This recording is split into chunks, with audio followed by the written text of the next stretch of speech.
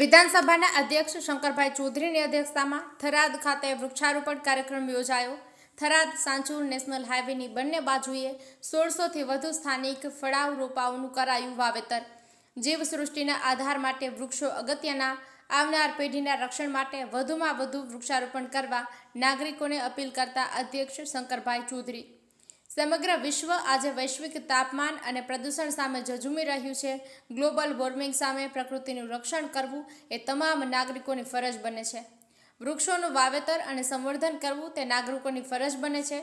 બનાસકાંઠામાં જિલ્લામાં પર્યાવરણના રક્ષણ માટે અનેકવિધ પ્રયાસો થઈ રહ્યા છે। ત્યારે આજરોજ વિધાનસભાના અધ્યક્ષ શંકરભાઈ ચૌધરીના અધ્યક્ષસ્થાને થરાદ ખાતે મેગા વૃક્ષારોપણ કાર્યક્રમ યોજાયો હતો। થરાદ સ્થિત તુલસી 4 રસ્તાથી લઈને શહેરમાંથી પસાર થતા થરાદ સાંચુર નેશનલ હાઈવેની બંને સાઈડ પર વિવિધ સ્થાનિક ફળાઉ 1600 જેટલા રોપાઓનું વાવેતર કરાયું હતું। આ કાર્યક્રમમાં વિધાનસભાના અધ્યક્ષ શંકરભાઈ ચૌધરીએ જણાવ્યું કે થરાદ વિસ્તારના નાગરિકોએ સંકલ્પ કર્યો છે કે થરાદ વિસ્તારમાં ફળાઉ રોપાઓનું વાવેતર કરીએ, આઇકોનિક રોડની શોભા વધે તથા વિસ્તારમાં ફળાઉ વૃક્ષોમાં વધારો થાય। તે હેતુસર આજે વૃક્ષારોપણ કરાયું હતું। અહીંના વિસ્તારમાં સિઝનેબલ ફળ મળી રહે તેના માટે ખારેક, આંબા, જાંબુ, જામફળ, સીતાફળ સહિતના ફળાઉ અને છાયા માટે પીપળ જેવા વૃક્ષોના રોપાઓનું વાવેતર કરાયું છે।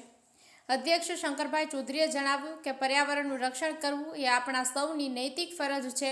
વૃક્ષો આપણને ઓક્સિજન આપે છે, ધરતીનો ખોરાક ઝાડના પાંદડા છે તથા વરસાદ માટે પશુ અને પક્ષી, મનુષ્ય સહિત જીવન સૃષ્ટિનો આધાર માટે વૃક્ષો અગત્યના છે।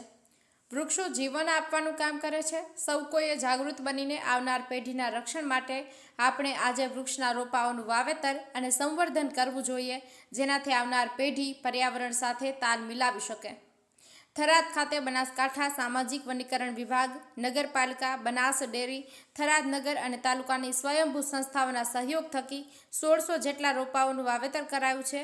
આ કાર્યક્રમમાં મેડિકલ એસોસિએશન, લાયન્સ અને રોટરી ક્લબ, સ્વાધ્યાય પરિવાર, થરાદ વેપારી એસોસિએશન અને લોકભાગીદારી થકી બહોળી સંખ્યામાં નાગરિકો જોડાયા હતા।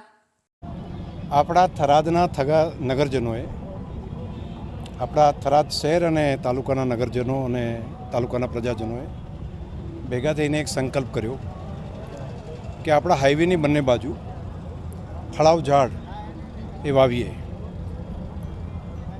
5-7 વર્ષ પછી કોઈ પણ માણસ અહીંથી નીકળતો હોય ત્યારે એ ફળ ખાઈ શકે અને આવો એક સરસ મજાનો આઇકોનિક રોડ બન્યો છે તો તેની એક શોભા પણ બને, આપણા થરાદનું ગૌરવ બને, આપણા ગામની શોભા બને અને કોઈ ભૂખ્યું માણસ હોય તો એ ભૂખ્યું ન રહે। કોઈ માણસ દરેક સિઝનના ફળ એને મળી રહે એટલા માટે અલગ અલગ ફળ સાથે જાંબુ, ખારેક, દાડમ, જામફળ, અલગ અલગ ફળાઉ ઝાડ સાથે છાયાના ઝાડ પણ પીપળ જેવા વૃક્ષોનું વાવેતર કરવાનું નક્કી કર્યું અને હું આભારી છું તમામ પ્રજાજનોનો, અનેક સંસ્થાઓનો કે તેમણે સૌએ સાથે મળીને, અમારા સૌ આગેવાનોનો કે બધાએ ભેગા થઈને આ સંકલ્પ કર્યો અને સંકલ્પની અંદર અત્યારે હજારોની સંખ્યામાં પ્રજાજનો જોડાયા છે।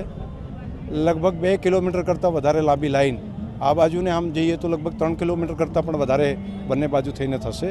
એ આખા રસ્તા ઉપર પ્રજાજનો સરકારી તંત્રની સાથે મળીને આ કામને આગળ વધારી રહ્યા છે। સાહેબ, પર્યાવરણ બાબતે લોકોને શું સંદેશ આપો? આપણે બધાનું કર્તવ્ય છે, પર્યાવરણનું રક્ષણ કરવું એ તમારી ને મારી બધાની ફરજ છે। આપણે હવામાંથી ઓક્સિજન લઈએ છીએ, પ્રાણવાયુ લઈએ છીએ, એ વૃક્ષો આપે છે, વૃક્ષના પાંદડા થકી થાય છે। આપણને જે ખોરાક મળે છે ધરતીમાંથી, તો ધરતીનો ખોરાક ઝાડના પાંદડા છે, તો ધરતી માતાનો ખોરાક પણ ઝાડના પાંદડા હોય, ડાયરેક્ટ રીતે પણ આપણને ઓક્સિજન મળતો હોય, ફળ પણ મળે, પંખી, મનુષ્ય, પ્રાણી બધા માટે જીવનનો આધાર એ વૃક્ષો છે। વધુ વરસાદ લાવવા માટે પણ વૃક્ષ જરૂરી છે। તો આપણે સદેહ જ આ કામને કરવું પડે। આપણે જાણકારી હોય છે પરંતુ જાગૃત નથી હોતા, આપણે જાગૃત પણ થવું પડે, માત્ર જાણકારી નહીં, જાણકારી છે તો જાગૃત થઈને આવતી પેઢી, આપણી નવી પેઢી છે તેને પણ પ્રાણવાયુ જોશે, તેને પણ જીવન જોશે, તો જીવન આપવાનું કામ વૃક્ષો કરે છે। તો વૃક્ષ બચાવવાનું કામ, વૃક્ષ વાવવાનું કામ, વૃક્ષના સંવર્ધનનું કામ આપણે કરવું પડે। આની અંદર જ આપણે પરમાત્માનું સ્વરૂપ જોઈએ, છોડની અંદર જ આપણે રણછોડ જોઈએ, અને આ ઝાડની અંદર આપણે નારાયણનો અવતાર જોઈએ. શ્રાવણ મહિનો છે, ભોલાનાથને સાચી આરાધના કરી પણ આ વૃક્ષો થકી જ કહેવાય. સાહેબ, બનાસ ડેરી દ્વારા લાખો વૃક્ષો અત્યારે ડેરીએ પહોંચાડવામાં આવ્યા છે. લોકો એ વૃક્ષ લઈ જાય છે પરંતુ ઘરે જઈને મૂકી જાય, એવા લોકોને શું સંદેશ આપશો? મારી પ્રાર્થના છે, છેલ્લા 10 વર્ષથી જે અભિયાન કર્યું અને જે ફળાઉ ઝાડ લઈ ગયા અને વાવ્યા છે, તો આજે આંબા આપણા જિલ્લાની અંદર પહેલાં કેરીઓ નહોતી થતી, અત્યારે કેરીઓ થઈ ગઈ, અત્યારે જાંબુ પણ થઈ ગયા છે, અત્યારે ચંદનના ઝાડ પણ થઈ ગયા છે, જામફળ પણ થાય છે, હવે તો દ્રાક્ષ પણ લોકો વાવવા માંડ્યા છે, દાડમ પણ આપણે ત્યાં થાય છે. તો આ જે અહીંથી આપે છે 100% વાવેતર થવું જોઈએ અને 100% એનું વાવેતર થાય, 100% એને પોષણ થાય. બાળકની જેમ ઝાડને છોડને ઉછેરીએ તો આવનારી પેઢી એના ફળ ખાઈ શકશે.